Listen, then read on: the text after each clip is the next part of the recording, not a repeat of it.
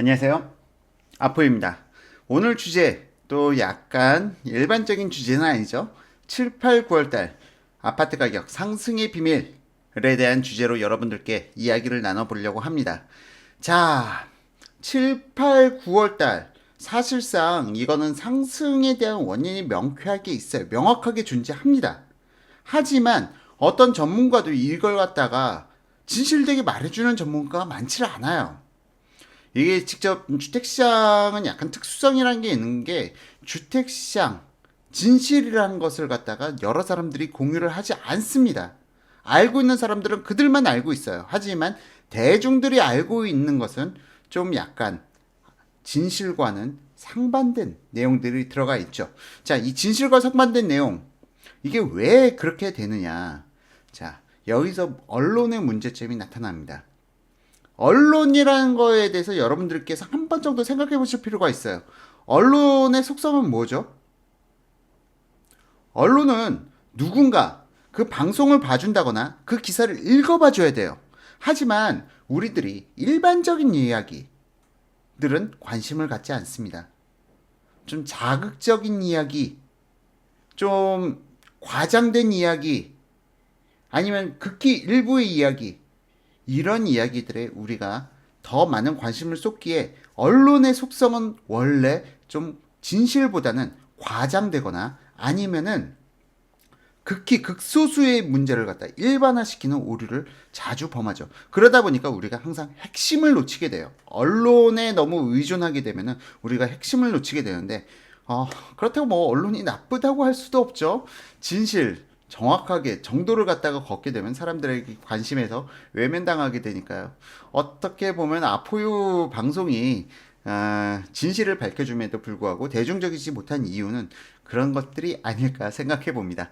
자, 그렇다면은 지금 서론을 정확하게 들어간대요. 7, 8, 9월달 부동산 가격 폭등의 원인, 그건 무엇인지 오늘 방송에서 여러분들께 명쾌하게 밝혀드리도록 하겠습니다. 자, 그럼 본격적으로 오늘 방송 시작해 보도록 하겠습니다.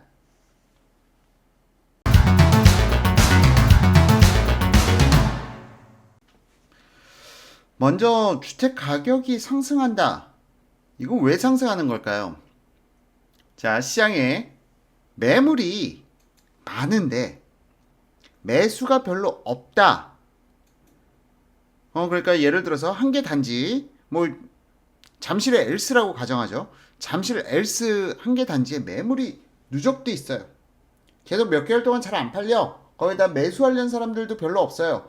그러면은 매도하려는 사람들은 어떻게 해야 될까요? 급한 사람들은 가격을 낮추겠죠. 그래야 가격 거래가 가능하니까. 그러면은 매수자들이 이거 저가다 하고 싹 물어가죠. 자, 가격이 떨어진다는 건 바로 이겁니다. 매물이 많이 적체되어 있고 매수하려는 사람들이 없을 때 가격이 떨어져요. 그러면서 가격이 떨어진다는 게 전체 가격이 떨어진다는 기보다는 급매물들이 가격을 떨어뜨리는 겁니다. 급매물 위주로 거래가 가능한 시장. 이거는 매물은 많고 매수가 적을 때 나타나는 현상이죠. 반대의 현상으로 가볼게요. 자, 매물이 시장에 너무 없어요. 근데 매수자들은 이만큼 대기하고 있단 말이죠. 자, 그러면은 여기서 사람들이 가격을 굳이 낮추지 않더라도 매수자들이 많기 때문에 서로 사가려고 그래요. 서로 사가면서 이때는 급매물이 나올 수가 없죠. 자, 바보가 아닌 이상 매수자들이 줄 서서 있는데 내가 가격을 싸게 팔 이유가 없는 거잖아요. 그렇기 때문에 매물이 적고 매수자가 많을 때는 당연히 가격이 상승하는 겁니다. 너무나도 당연한 원리죠. 자, 그런 과정에 있어서 매물과 그러니까 매수세 그리고 매도세 그 균형점에서 가격이 상승하고 하락하고가 발생되는 거예요. 자, 그렇다면 기본적으로 우리가 주택시장을 갖다 참여할 때 언제 참여를 해야 되느냐? 이거는 가격이 오를 때 떨어질 때가 아니라 매수자 입장에서는 매물이 많은 시점, 그때가 매수 적기인 거고요. 매물은 많고 매수가 없을 때 이때가 매수 적기인 거예요. 가격이 오르고 떨어지고 떠나서 반대로 매도하는 사람 입장에서 언제 매도를 해야 되느냐? 역시나 가격이 오르고 떨어지고 떠나서 매물이 없고 매수세들이 많을 때 그때 파는 겁니다. 이걸 갖다가 가격에 집착하기 때문에 본질을 놓치는 거예요. 본질은 매도와 매수, 세력, 어느 쪽이 더 센가 적은가를 통해서 우리가 매수, 매도 타이밍을 잡는 것이죠. 이게 본질이어야 돼요. 반대로 그런데 우리나라 사람들은 거꾸로 간다는 거죠. 매물이 한참 부족하고 가격이 폭등할 때 사람들이 몰려들고요. 매물이 많고 그리고 살려는 사람이 없을 때 이땐 사람들이 사지를 않아요. 항상 우리나라 사람들은 거꾸로 행동합니다. 재미있게도. 자, 이게 매수와 매수세, 매도세에 대해서 궁금해하지 않았기 때문에 이런 현상이 발생되는 거예요. 하지만 주택시장은 매년, 매 분기마다 항상 매물이 적체되는 시점이 있을 때가 있고요. 반대로 매수가 훨씬 더 우위에 있는 시기가 항상 이 사이클이 돌아왔습니다. 그렇기 때문에 제가 지난 방송에서 한번 이런 말씀을 드렸어요. 한 9월 달에 촬영했던 방송인가요? 이런 타이밍에는 전 주택을 매수하지 않습니다. 왜? 매물이 없으니까 이런 타이밍은 사는 게 아니에요. 매물이 많이 적체되어 있고 그리고 매수세가 없을 때 이런 때 가격 협상도 가능하거든요. 얼마 정도 깎아주세요. 그럼 매수하겠습니다. 그렇지 않으면 집주인이 미쳤다고 깎아주나요? 집주인이 자선사업가가 아닌데? 자, 그러니까 항상 부동산을 갖다 접근할 때 있어서는 가격이 오르고 떨어지고를 보는 게 아니라 매수세가 적고 매도세가 많을 때, 그러니까 매도 물량이 많고 매수하려는 세력이 적을 때, 이런 때가 매수 타이밍이고, 반대로 팔 때는 매도세가 적고 매수세가 강할 때, 이런 때 매도를 하면은 유리하게 팔 수가 있는 거죠. 자, 여기서 좀 서론이 길어졌습니다. 자, 서론이 길어졌는데요. 7월달, 8월달, 9월달 해당 시점의 상승폭은 거의 12년 만에 처음 발생된 상승폭이에요. 뭐 상승이라고 하기보다는 폭등이었죠. 자, 그렇다면 7월 달에는 거래량이 높아야 정상이겠죠. 거래량이 많아야 상승이 되는 게 맞습니다. 사실상 거래량이 많아야 상승이 되는 거예요. 거래량이 완전히 줄어들어 있을 땐 상승이 되질 않습니다. 일각에서는 이걸 갖다가 뭐 거래량이 줄어야 거래량이 많이 폭발적으로 상승하고 거래량이 줄어드는 시점 가격이 상승하기 시작한다라고 얘기를 하는데요. 그거는 좀 개별된지, 그러니까 미시적인 접근 방법이고 거시적인 환경적인 부분에서 봤을 때 가격이 폭등한다는 것은 부르는 대로 매수를 해 가기 때문에 가격이 폭등하는 거예요. 그렇죠? 그러니까 얼토당토 않게 가격을 갖다 뭐 1억, 2억씩 호가를 올려서 불렀는데 거래가 돼. 그러면서도 매수세가 계속 또 그걸 갖다가 그 상승폭을 이어가. 바로 이게 폭등이에요. 진정한 폭등은 거래량이 줄면서 나타나는 폭등이 아닙니다. 거래량이 늘어나면서 나타나는 게 진정한 폭등이죠. 그게 바로 8월 달에 나타났던 현상이고요. 자, 그럼 7월 달도 상당히 상승을 하기 시작했어요. 그럼 7월 달에 거래량이 많았어야 되는 게 정상인 거예요. 7월 달에 거래량이 많았기 때문에 매도인들이 가격을 갖다가 더 높여가도 매수인들이 따라 붙었다는 걸 의미하겠죠. 자, 그럼 7월 달에 거래량은 어느 정도는 평균 이상은 나와줘야 가격이 본격적으로 반등이 가능한 것이죠. 하지만 7월 달에 거래량을 갖다가 한번 살펴보게 되면요. 지금 아포유가 얘기한 거와 조금은 달라라는 걸 갖다 보시게 됩니다. 자, 그럼 7, 8, 9월 달 거래량 어떻게 나타나는지 한번 차트를 보실까요? 자, 지금 보시는 자료가 서울시 2014년 1월부터 2018년 10월까지 거래량을 갖다가 쭉 나열한 차트입니다. 자, 지금 여기서 일단 2018년 9월과 10월은 아직 거래량이 전부 다 집계된 자료가 아닙니다. 국토교통부 실거래 신고 의무기일 60일의 갭에 따라서 지금 10월달 자료는 한 30% 미만으로 취합된 거라고 보시면 될 것 같고요. 9월달도 아직 한 60% 선에서 취합된 거라고 보시면 될 것 같아요. 9월달도 현재 아직 자료가 다 취합된 건 아니고요. 다만 8월달까지는 취합이 거의 다 완료된 거라고 보시면 될 것 같습니다. 자, 2014년 거래량 보시게 되면요. 월별 10,000건을 넘어간 적이 별로 없어요. 그리고 2015년에 보면은 3월달에 갑자기 거래량이 급등해서 서울에서 15,545건의 거래량이 발생됐습니다. 이게 거의 10년 만에 처음 나타난 높은 거래량이었죠. 그러니까 2006년 이후로는 이런 거래량, 서울에서 1만 건이 넘는 거래량이 발생된 적이 없었어요. 그러다가 2015년 3월 달에 1만 5천 건의 거래량이 발생되고요. 그 이후로 뭐 거래량이 푹푹 꺼지는 경우가 발생되죠. 2015년 12월 그리고 2016년 12월 전후로 해가지고 거래량이 푹푹 꺼지는데 이때마다 이벤트가 있었죠. 뭐 정부의 부동산 규제책이 발표된 시점이었습니다. 더구나 2016년 말에는 좀 탄핵이라는 부분과 그리고 미국의 트럼프 당선이라는 불확실성의 변수가 높아지면서 거래량이 더 위축된 부분이 나타났기에 2017년 1월 달의 거래량은 뭐 거의 4천 건 밑으로도 떨어지기도 했어요.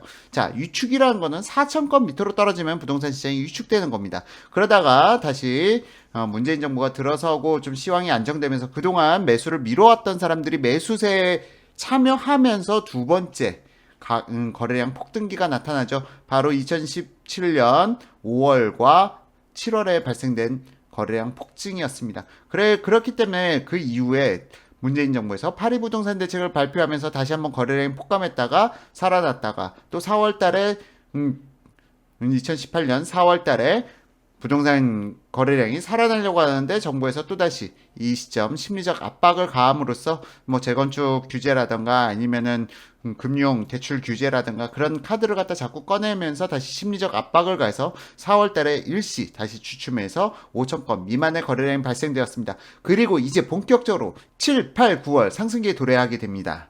자, 그런데 7월 달부터 가격이 상승하기 시작했는데 7월 달의 거래량이 불과 7,052건밖에 되질 않아요. 7,052건. 자, 제가 앞서 말씀드렸죠. 가격의 급등은 거래량이 많아야 발생되는 건데 7월 달부터 가격이 급등하기 시작했단 말이에요. 그런데 거래량은 평균 거래량 8,000건보다도 아래에 있습니다. 지금 현재 평균 거래량은 서울시 8,000건이 넘어가야 그나마 시장이 안정적으로 돌아간다는 걸 얘기를 하는 건데 7월 달부터 분명히 시장은 상승하기 시작했는데 거래량이 평균치도 넘지를 못해요. 지금 2014년 1월 이후 2018년 8월까지 평균 거래량 8,500건이 나오는데요. 8,500건 대비 20%가 낮은 7,000건밖에 거래가 발생되지 않았음에도 불구하고 가격이 상승했다. 이건 무엇을 의미하느냐? 자, 수요는 늘어나지 않았다. 기본적으로 수요는 늘어나지 않았는데 매물이 그것보다 더 적은 상황에 직면한 겁니다.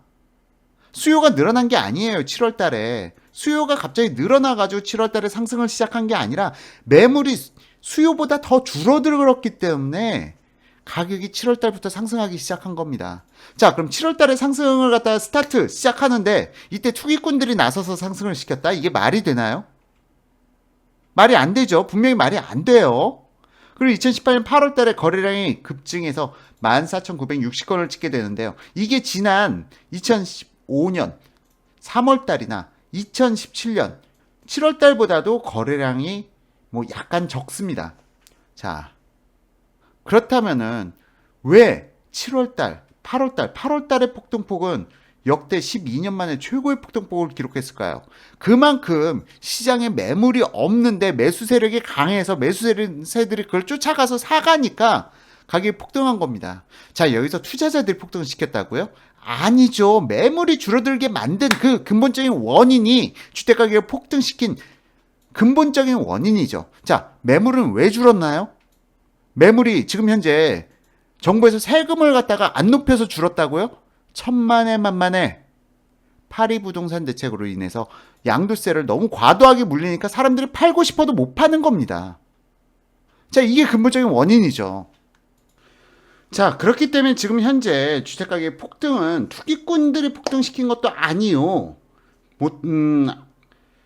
아니면은 뭐 시황 뭐 그런 게 문제가 아니라 정부에서 파리 부동산 대책 이후 매물들이 줄어들도록 만들어놓은 상황 속에서 폭등이 이루어진 겁니다. 이게 투기꾼이 아니에요. 투기꾼이 아니라 시장의 매물 자체가 감소한 게 가장 근본적인 원인입니다. 그리고 시장의 매물이라는 건요.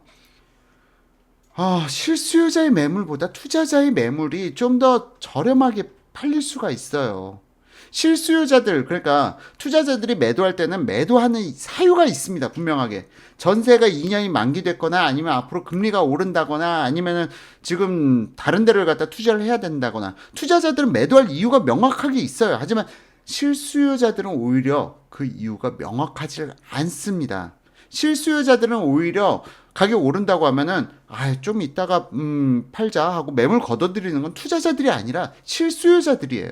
그렇기 때문에 실수요 장세가 훨씬 더 주택시장에 있어서 무섭다는 게 실수요자 위주로 구성된 시장일수록 가격 담합이 발생되게 되고요. 그리고 주택가격이 폭등할 여지가 더 높아지는 겁니다. 이거는 지난 참여정부에서도 동일하게 나타났던 일이에요. 왜 가격 담합이 유독 참여정부에서만 나타나나요? 실수요자들에게 너무 유리하게, 그리고 투자자들은 매도를 하지 못하도록 만드는 정책을 만들어가기 때문에 주택가격이 더 폭등해 가는 겁니다. 자, 폭등의 원인을 명확하게 알아야 돼요. 투기꾼들이 주택시장을 폭등시키는 게 아니라고요. 자, 그런 의미에서 지금 주택시장을 갖다 폭등시킨 게 현 정부, 현 문재인 정부의 파리부동산 대책 이후로 나타난 현상인데, 여기에다가 지금 PD수첩에서는 종부세를 더 올려서 더 압박 수위를 높여야 된다? 이건 말도 안 되는 소린 게요. 제가 앞서 말씀드렸죠. 매수세, 매도세 이 둘 간의 균형점에 의해서 주택가격은 균형을 맞춰가게 되는데, 이미 매도세는 확 줄어들어 있는 상황이에요. 매수세는 상당히 높은 상황이고요. 자, 이런 불균형적인 상황에서 세금을 갖다 증세시키면 그 세금은 그대로 가격에 전가됩니다. 그 세금, 높아진 세금만큼, 매도인들은 어차피 시장에 매물이 별로 없는 상황에서 매도인들은 늘어난 세금만큼 가격을 다 전가시키죠. 종부세가 늘어났다고요? 그럼 늘어난 종부세만큼 가격이 다 전가시키게 돼요. 시장 매물이 줄어든 상황에서. 자, 이거의 근본적인 해결책은 일단 임대사업자들이 물량들이 10년, 8년, 5년 그렇게 잠겨 있다 보니까 더 이상 임대사업자들의 매물이 줄어든 상태에서 이제 버티고 버틴 임대사업자를 등록하지 않은 매물들이 그 늘어난 세금만큼 가격을 붙여가지고 펑펑펑 던지는 겁니다. 그걸 갖다가 시장의 매물이 워낙에 줄어들어 있기 때문에 매수자들은 눈물 지으면서 쫓아가게 되는 거고요. 이게 바로 7, 8, 9월 달 주택가격 폭등의 비밀입니다. 그리고 이 주장에 대해서 제가 이렇게 자신 있게 얘기할 수 있는 게 뭐냐? 저 작년 12월 달부터 폭등기 온다라고 말씀드렸어요. 이게 바로 그 현상이고요. 그리고 다음 폭등기요? 안타깝게도 지금 현재 균형이 매도 물량과 매도세와 매수세의 균형을 아직도 못 잡았어요. 현 정부에서는 임시 반편적으로 매수세만 억누르는 것 뿐이에요. 지금. 근데 매도세는 여전히 낮은 상태를 유지하고 있거든요. 그럼 분명히 7월달 같은 상황이 이후에 또 재현이 된단 말이죠. 자, 그렇기 때문에 다시 한번 또 급등기가 나타날 수가 있습니다. 자, 지금 현재 투기꾼들 다 책임으로 몰아넣었죠. 지금 현재 뭐 부동산 강조하시는 분들 다 지금 강좌 내리고 계세요. 지금 뭐 강의를 미리 받으신 분들은 환불해주면서 뭐 그러시더라고요. 주지호님 같은 경우. 자, 이제 강사들도 사라졌습니다. 자, 다음에 급등기는 이제 누구한테 책임을 뒤집어 씌우실 건가요? 다음 급등기는 늦어도 내년 7월 달 이전에 또 한 번 이런 급등기가 나타납니다. 이 급등기 때는 누구 핑계를 대실 거예요? 한번 물어봅시다. 분명히 이 방송을 갖다 PD수첩 제작진 중에 한 분도 보실 거예요. 자, 그때는 누구 핑계를 대실 겁니까? 자, 투기꾼이 집값을 폭등시킨다. 뭐 상승에 어느 정도 가세는 할 수가 있습니다. 상승에 어느 정도 가세는 할 수가 있는데요. 이들이 또 매도하는 시점, 주택시장 균형이 맞춰져요. 또 투자자들은 단기적인 투자를 합니다. 2년에서 4년. 뭐 투자자들이 10년씩 주택을 보유하는 경우는 그건 투자자라기보다는 임대사업자죠. 자, 지금 또 열변을 토했는데요. 지금 현재 또 투자자를 갖다가 너무 사회 악으로 치부하는 그런 분위기가 팽배해 있어요. 사실상 투자자들이 또 집을 사주지 않으면 또 다른 커다란 문제에 직면하게 됩니다. 이 부분을 또 모르고 있어요. 투자자는 사회의 악이 아닙니다. 투자자는 절대적으로 필요한 존재예요. 자, 이 얘기까지 하려면은 오늘 강의가 좀 길어지는 관계로 다음 투자자가 사회의 절대 악인가? 라는 부분으로 한번 방송을 이끌어 나가 보도록 하겠습니다. 자, 오늘 방송은 일단 여기서 끊고요. 다음 방송 또 열심히 준비해 나가도록 하겠습니다. 자, 여기까지 시청해주신 아포의 가족 여러분, 그리고 유튜브 시청자 여러분, 감사합니다.